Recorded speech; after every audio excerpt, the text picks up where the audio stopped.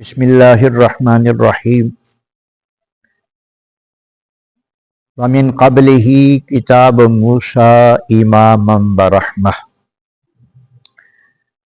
حالانکہ اس سے پہلے موسیٰ علیہ السلام کی کتاب رہنما اور رحمت بن کر آ چکی ہے۔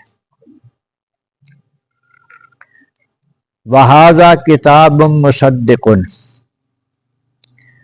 اور یہ کتاب یعنی قرآن مجید اس کتاب کی یعنی پہلے نازل ہونے والی کتاب کی تصدیق کرنے والی ہے۔ لساناً عربیاً، یہ عربی زبان میں ہے۔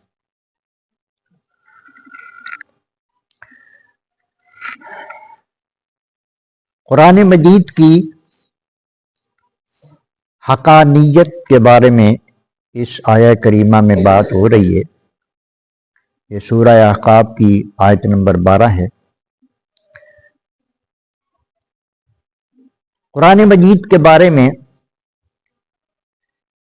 کفار کا یہ دعویٰ تھا، فَسَيَقُولُونَ، اللہ نے فرمایا کہ ان قریب یہ کہیں گے کہ ھذا افک قدیم، یہ پرانا جھوٹ ہے۔ کافر جو تھے بدبخت اللہ تبارک و تعالیٰ کے مقدس کلام کے بارے میں کہتے تھے کہ یہ پرانا جھوٹ ہے، یعنی جتنے بھی پہلے کلام نازل ہوئے ہیں ان کے بارے میں کہ فلاں نبی نے بھی یہ کہا کہ یہ اللہ کا کلام ہے، فلاں نے بھی یہ کہا کہ اللہ کا کلام ہے، تو اسی طرح ہمارے بڑے بھی سنتے آئے ہیں ان کلاموں کے بارے میں، تو یہ وہی پرانا جھوٹ ہے۔ اللہ تبارک و تعالیٰ کا کلام اس جیسا سچا کلام کوئی نہیں ہو سکتا۔ یہ سچا کلام ہے۔ اللہ کے کلام کی صورت میں جتنی کتابیں بھی نازل ہوئی ہیں وہ برحق ہیں، اور اللہ تبارک و تعالیٰ نے یہ کلام نازل بھی اس لیے فرمائے ہیں کہ یہ بندے جو ہیں یہ اس کو سمجھیں اور اس پر عمل پیرا ہو کر دوزخ سے بچ جائیں، یہ جنت کے حقدار ہو جائیں اور یہ کامیاب ہو جائیں۔ دنیا کی اور آخرت کی ساری کامیابیاں اللہ پاک نے اس مقدس کلام میں رکھ دی ہیں۔ جو لوگ اس کو سمجھ جاتے ہیں، جو لوگ اس پر عمل پیرا ہو جاتے ہیں، ان کی کامیابیوں کو کوئی روک نہیں سکتا، وہ رسوا نہیں ہوتے، وہ ذلیل نہیں ہوتے۔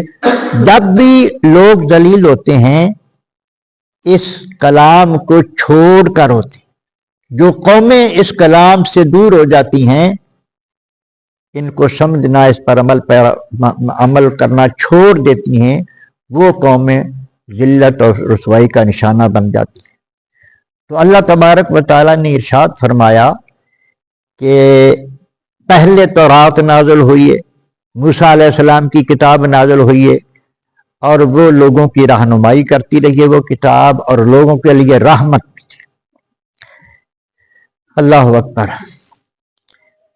اور بے شمار لوگوں نے اس کتاب کو کہ کلام الہی مانا ہے اور اس سے فائدہ بھی اٹھایا ہے۔ جو لوگ اس پر ایمان لائیں وہ فائدہ اٹھا گئے۔ وَهَذَا کتاب مصدق، اور یہ کتاب جو ہے قرآن مجید، یہ پہلی کتابوں کی تصدیق کرنے کے لیے آئی ہے۔ ہمارے آقا حضور سرور کائنات بھی تصدیق کرنے والے رسول بن کے آئے ہیں، پہلے تمام رسولوں کو سچا ثابت کرنے کے لیے، اور یہ قرآن مجید پہلی کتابوں کو سچا ثابت کرنے کے لیے نازل ہوئی ہے۔ اور اللہ نے فرمایا لساناً عربیاً، یہ عربی زبان میں۔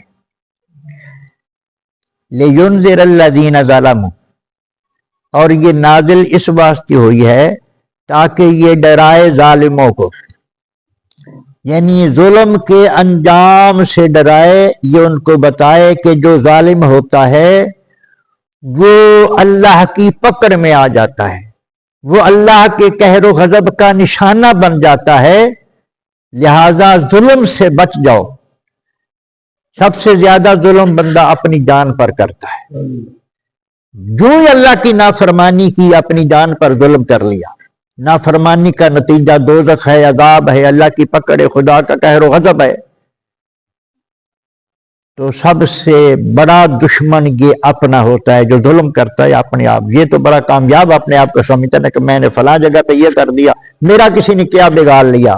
اس نے اپنا خود بگاڑ، کسی نے کیا بگاڑنا تھا، خود اپنا بگاڑ، خود مجرم بن گیا۔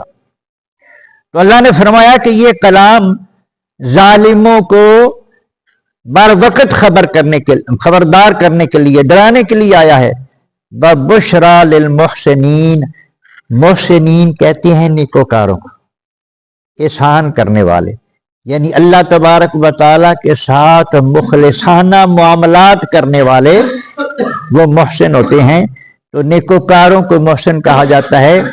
یہ محسنین جو نیکوکار ہیں، جو اللہ کے فرما بردار بندے، اللہ کے حکموں پر چلنے والے جو بندے ہیں، ان کے لیے خوشخبریاں سناتی ہے کتاب کہ تمہارے لیے کامیابی ہے، تمہارے لیے عزت ہے، تمہارے لیے جنت ہے۔ یہ نیکوکاروں کو خوشخبریاں سنانے کے لیے۔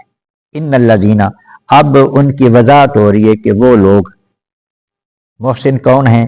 وہ لوگ قالو، جنہوں نے کہا ربنا اللہ، ہمارا پروردگار اللہ ہے، جنہوں نے یہ کہا کہ ہمارا پالنے والا اللہ ہے۔ ثم استقاموا، پھر اس بات پر ڈٹ گئے۔ زبان سے کہہ دینا یہ بھی بڑی اچھی بات ہے، لیکن صرف زبان سے دعویٰ کرنا کوئی حیثیت نہیں رکھتا جب تک اس عمل کے ساتھ اس کی دلیل پیش نہ کی جائے۔ رب کا معنی ہے پالنے والا۔ مومن یہ دعویٰ کر رہا ہے کہ میرا پالنے والا اللہ ہے۔ اب جب مومن یہ دعویٰ کر رہا ہے کہ پالنے والا اللہ ہے، تو اب کسی موقع پر کوئی کمی دیکھ رہا ہے یا کسی مفاد کو، صراط مستقیم پر چلتے ہوئے کسی مفاد کو ٹھیس پہنچ رہی ہے، تو یہ پھر سمجھے ڈر جائے، نہیں میری روزی کا مسئلہ ہے، یہاں میں نے جھوٹ نہ بولا نا تو روزی کا مسئلہ بن جائے گا، یہاں میں نے ہیرا پھیری نہ کی نا تو میری روزی کا، خدا رب سے کوئی نہیں پھر ایمان۔ اس نے پھر ربنا اللہ نہیں کیا، دلوں نہیں کیا اس نے۔ جس نے ربنا اللہ دل سے کہا ہے نا، وہ کہتا ہے کہ ساری دنیا میرے اوپر روزی کے دروازے بند کر دے، خدا کا در پھر بھی کھلا ہے، میری روزی کا کوئی روک نہیں سکتا، میری روزی مجھ تک پہنچے گا۔ جس کا یہ ایمان ہے اس نے وہ اصل ایماندار بندہ ہے۔ ثم استقاموا، پھر استقامت اختیار کر کے ڈٹ گئے۔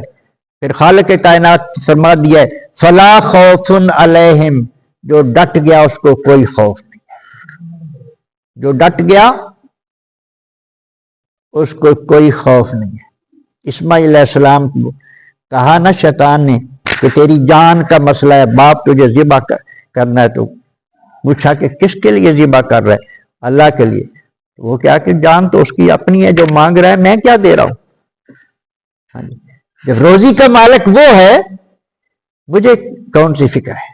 کار ساز ماں بفکر کار ماں، اللہ فکر ماں درکار ماں آزار ماں۔ ہماری جو سوچ ہے، ہماری فکر جو ہے، یہ ہمارے معاملات میں جو ہر وقت ہم الٹا سیدھا سوچتے رہتے ہیں، ہمارے لیے اذیت کا باعث بنتی ہے۔ علامہ اقبال فرماتے ہیں کار ساز ماں بفکر کار ماں، جس نے اپنے مولا پر بھروسہ کر لیا، سارا کچھ اس کے فوض امری اللہ، قرآن مجید میں آیا ہے بندہ کہے کہ میں سارے معاملات اللہ کے سپرد کرتا ہوں، سارے معاملات اللہ کے سپرد کرتا ہوں۔ جب سارے معاملات اللہ کے سپرد کر دیتا ہے فلا خوف علیہم ولا هم یحزنون، پھر نہ اس پہ خوف آئے گا نہ وہ غمگین ہوگا۔ اللہ پاک اس کو خوف سے اور غم سے اور ٹینشن سے اس کو آزاد فرما دے گا، اس کو محفوظ کر لے گا۔ اللہ پاک سمجھنے پی اور عمل پیرا ہونے کی توفیق عطا